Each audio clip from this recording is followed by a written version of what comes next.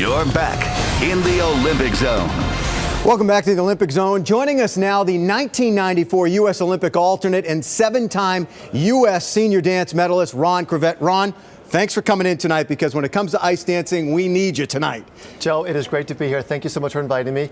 The U.S. has an extremely strong contingent of ice dancers. We have two teams, both of whom are potential gold medal skaters out there. Tanith Belbin, Ben Augusto, the current silver medalists in the world.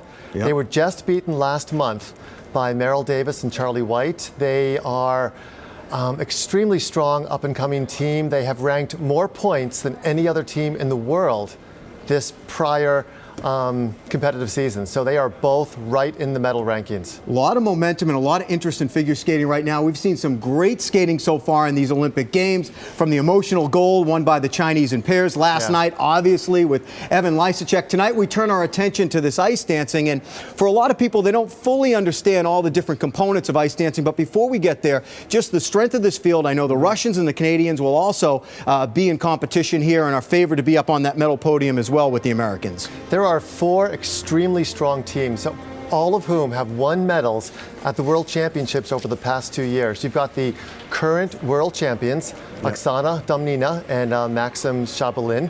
You've got the prior world champions from France, Isabelle Diallo-Bell and Oliver Schomburger. They won Worlds 2 years ago, took off last year. Isabelle had a baby. You've also got another Russian team that came in third 2 years ago, plus, of course, the Canadians.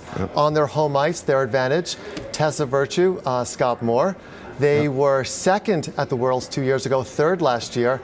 Not to be left out. They are good. All right. Unlike men's, women's, and pairs skating, we have three components in ice dancing. Tonight we'll see the compulsory dance, then it's original dance, and then it is the free dance. Tell us about each one of these components, especially tonight. I understand everyone has to do essentially the same routine tonight. Exactly. Tonight's component is the compulsory dance. It was randomly chosen. It's called the Tango Romantica.